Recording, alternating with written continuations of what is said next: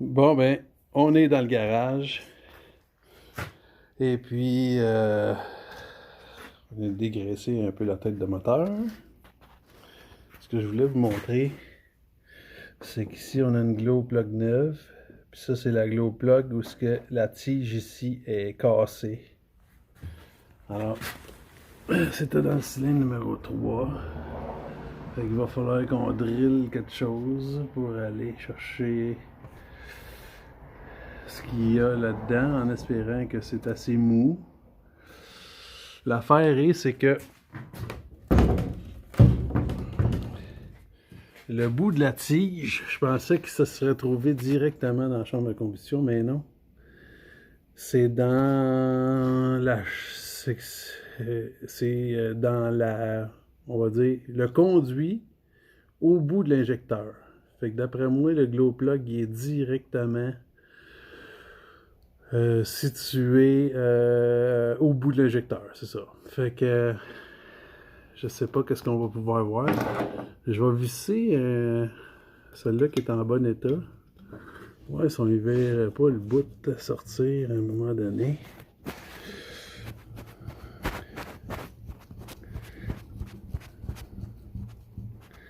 C'est dans le bon trou, hein? Ouais, ouais. Fait que... je suis pas mal vissé au bout. Je pense qu'on... Pas sûr, je pense qu'on voit pas le bout de ça. À moins que c'est ça, non. On va l'enlever, on va voir. Si ça reste là, cette affaire-là. Oh, j'ai même perdu ma lumière. Je suis rendu haut. Non, c'est pas ça. Fait que je le mette, que je l'enlève. On voit pas le bout de ça. J'aurais cru que oui. Fait que ça.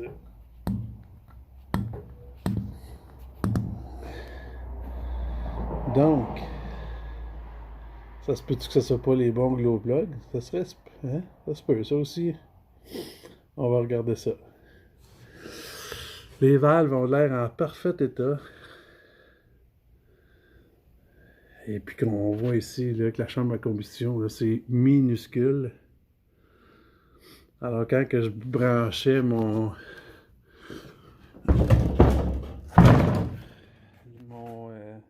voyons, mon gauge de compression ici, là, ça l'augmentait de beaucoup la chambre de compression, la chambre de combustion en volume, fait que ça se peut que j'avais pas la bonne pression dans le fond.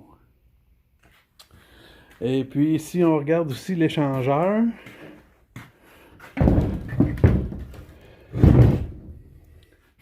J'étais pas obligé de défaire les noix jusqu'au bout parce qu'il y avait des belles slots. C'est là, oui, là, je sais pas pourquoi ils ont mis des slots, là, mais je pouvais pas la sortir autant par en haut que par en bas que par en arrière, c'est sûr. Donc j'avais juste à défaire les deux du bout, slacker ceux du milieu. Ça serait venu. Là, je vais probablement enlever l'échangeur d'après. On voit en dessous, c'est bolté. Après, il doit y avoir des washers, des gaskets ici puis là. Et puis, on voit la couleur. Ça peut être des fuites.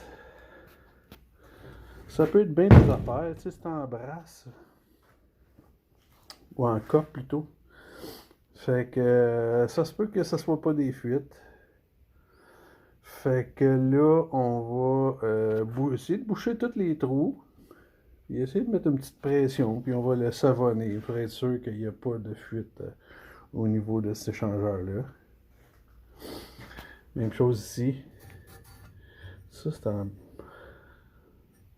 cope ou non, en brasse. Ça, je ne sais pas trop. Fait que ça se peut que on avait une petite fuite là. Parce que ça, c'est pas une fitting pour les boyaux du tout. Là, c'est un épaule fileté. Fait que on va regarder. Ça fuyait pas ça quand que le moteur est en utilisation. Sauf qu'il y avait comme tout un wrapping alentour pour retenir la chaleur à l'intérieur. Fait que ça se peut que ça c'était humide, puis que je sais pas si ça c'est en coupe ou en brasse. C'est pour ça cette couleur-là. En tout cas, on va investiguer ça. Ah oui, je l'ai montré aussi que le gasket est encore en place. Fait qu'ici, on avait un genre de petit blow-by là, par rapport à la couleur qu'elle a. Ça pouvait amener de la chaleur. Je sais pas si c'est un conduit à l'huile. Ça, d'après moi, c'est un conduit à l'huile. Celui-là, pardon. Ici, c'est les push-rods. Ici, c'est un rocker. Ouais, une stud de rocker. Une stud de tête. Fait que ici, c'est une stud de tête. Fait que ça se peut qu'il y avait quelque chose qui fuyait là. Et puis on voit ici que la surface de chromée du gasket, là, il y en a une partie qui est restée après le bloc là. Ici on voit que ça s'enlève.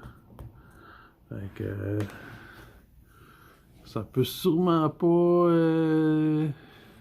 en tout cas, ça pouvait contribuer à mon problème de démarrage. Donc, là, la grosseur du trou là, pour la glow plug, c'est exactement 1,8. Alors, j'ai pris une mèche 1,8. Là, je suis comme, je sais pas si vous sentez, là, mais ça spring, là. Je suis comme dedans. Ce serait le fun en tabarouette que ça sorte pendant que je vous parle.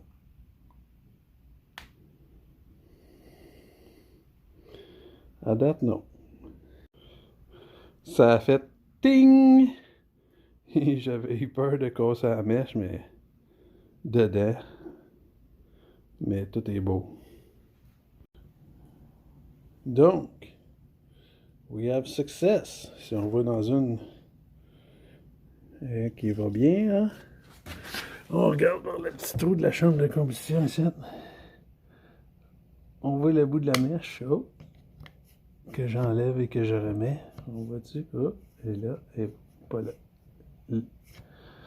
Et puis, même chose dans celle-là que j'avais de la misère.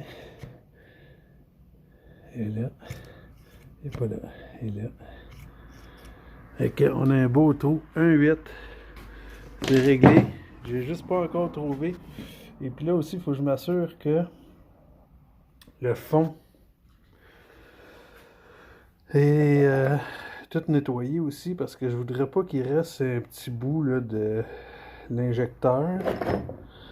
On dirait pas qu'il va rester quelque chose. C'est un peu si on fait le focus. On dirait que tout est là. Fait que... on va essayer de ramasser le petit bout. Bon, ben... ça vous rappelle-tu quelque chose, ça?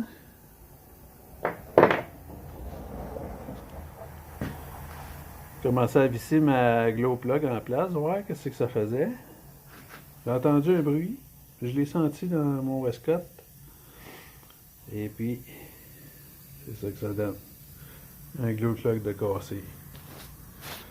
Fait que j'espère que j'ai assez de pogne pour pouvoir l'enlever.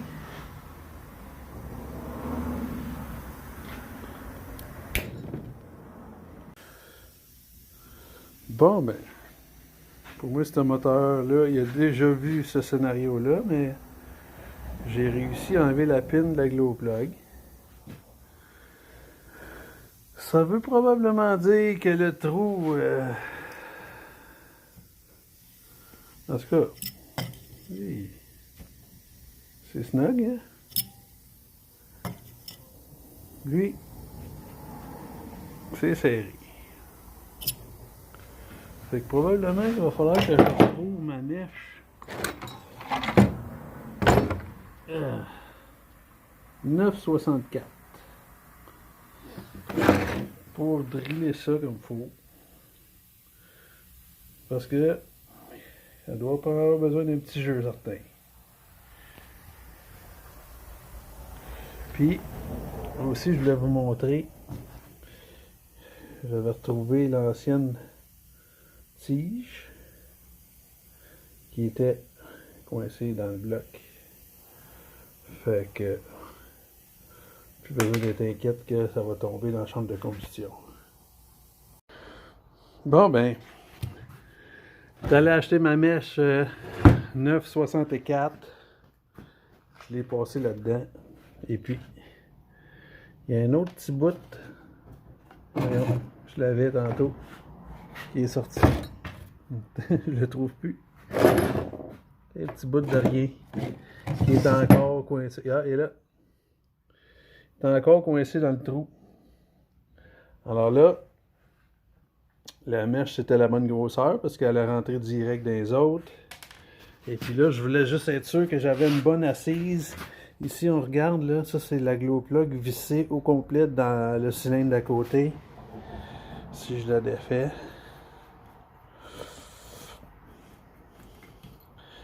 Je la mets dans mon trou que j'avais un problème.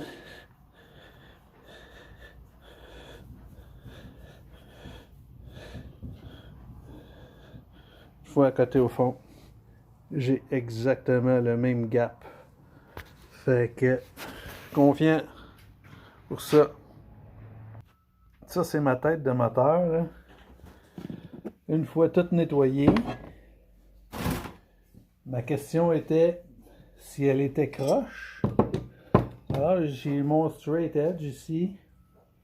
Et puis, je pense pas que vous allez être capable de voir, mais moi, ce que je peux voir, c'est que quand que je dépose ça ici, et je mets ma lumière en arrière, j'ai vraiment aucune lumière qui traverse. C'est vraiment très droit encore. Je l'ai laissé tomber. C'est quoi que vous voyez là? Ok, c'est beau. Fait que je suis encore bien confiant que j'ai pas besoin d'aller faire planer la tête. Fait que j'ai commandé le matin un gasket de tête et puis des cils de valve. En tout cas, finalement, c'était un kit complet. Ça inclut les cils de valve, le gasket pour le thermostat, une coupe de O-ring en brasse pour les qui va ici puis là, j'en ai quelques-uns. Les cils de valve, le gasket de tête. Et puis, pour pas cher, chez Wester Becky, le kit il était dans les 300$. Et puis, j'ai appris que ce moteur-là, il était utilisé pour les tracteurs. C'est un Leonard 154. Et puis, il y a un vendeur de pièces dans le Wisconsin qui vend ces pièces-là pour le kit pour 49$. Les glow plugs qui étaient 200$ chacune chez Wester Becky, pensez-y, là, 1, 2, 3, 4. Je les ai eu à 12$ chacune. Fait que on est sur la bonne voie. Ici, il y a mon manifold qui sert en même temps d'intake puis d'exhaust. Puis en dessous, l'échangeur de chaleur. Et puis, j'ai voulu faire un test à pression, voir si j'avais pas une fuite. Alors, du côté Preston, ici, je suis en KPA. À l'endroit, ça a l'air de ça. J'ai une mini fuite de 0.1 kPa à toutes les 3-4 secondes. C'est pas une grosse fuite, mais je l'ai trouvé. C'est rassurant un peu parce que on voit ici les bulles, j'ai mis du savon. Un peu si je l'essuie un peu avec mes doigts. On voit la fuite ici. Fait que ça c'est juste 2 boulons. Si je vous montre là. C'est séparé. Un boulon chaque côté. Avec un gasket entre les deux. On devrait être capable de réparer ça. De toute façon, c'est pas comme s'il y avait 100 livres là-dedans. Là. Il y avait il y a un maximum 10 livres qui peut avoir dans le Preston. Sinon, le bouchon il éclate. Ah oui! Au début, j'avais fait le test avec le bouchon en place ici. Et puis, j'étais pas capable de tenir aucune pression. Je sais pas c'est quoi le problème. C'est peut-être juste le caoutchouc qui est fini. Ou que les languettes ici là, sont peut-être un peu trop écartillées. Qui fait que le bouchon il est un petit peu plus haut que d'habitude. En tout cas, une affaire qui est sûre, c'est que ça ne siégeait pas dans le fond. Là, j'ai mis des rubber plugs, là, ce qu'on appelle les expander plugs, dans tous les trous de Preston qu'il y avait. Et puis, ça a fait le travail. J'ai dit checker au savon, il n'y a aucune fuite à part de ça. Là, on va checker côté eau de mer, qu'est-ce qu'on a comme fuite à cette heure. Donc, j'ai fait un autre test du côté eau de mer. Je tenais un petit peu d'air. On entend déjà la fuite. La fuite elle se situe à la base de cette fitting-là.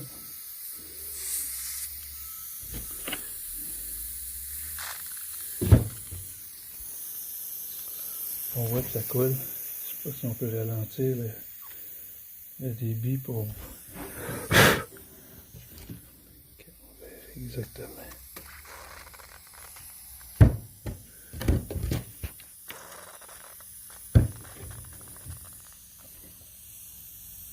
Fait que c'est assez clair. Fait que ça va être à ressouder cette fitting-là. Devrait être en business. On est rendu qu'on vient d'enlever l'échangeur d'après le manifold. Et puis, ici, je suis agréablement surpris parce qu'ici, la surface est bien plate, bien lisse. On va pouvoir remettre un gasket. La fuite était ici sur la vidéo précédente. Alors, ici, c'est normal que c'est bouché parce que ça va de même. Il y a juste un petit trou. Alors, le changeur, il a dû être fait pour un autre modèle, là, puis il a juste mis un petit trou. Le gros trou, c'est lui. Ici, il y a quelque chose qui est un petit peu plus inquiétant. La surface qu'on a ici, là, attendez que je mette mon doigt, c'est assez mince pour faire un gasket. Là, une chance qu'on n'a pas 100 livres là-dedans. Je sais pas si je vais souder un peu de... C'est de l'aluminium, là. Je vais voir si je vais pas rajouter un peu de matériel ici pour... afin que ça soit étanche plus longtemps. Et puis la fuite sur l'échangeur, je sais pas si on a encore des morceaux d'ici, là. Attendez que je trouve ça. Oui. Alors, il y a quelqu'un qui avait mis de l'époxy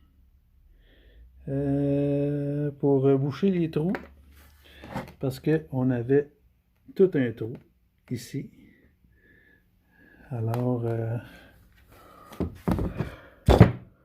c'est ça. Puis en plus, ici, la soudure n'est pas parfaite. C'est ici qu'on voyait une fuite tantôt. Puis on a un gros trou de bord.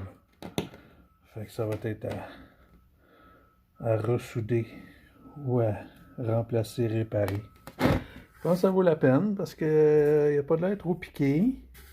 Puis ça coûte 400$ US un échangeur comme ça. Fait que on va essayer de le sauver. Fait que c'est ça qui finit probablement cette étape-là. On va attendre de recevoir les pièces Pendant ce temps-là, on va aller faire réparer l'échangeur ici, puis le manifold probablement. Et puis, à la prochaine.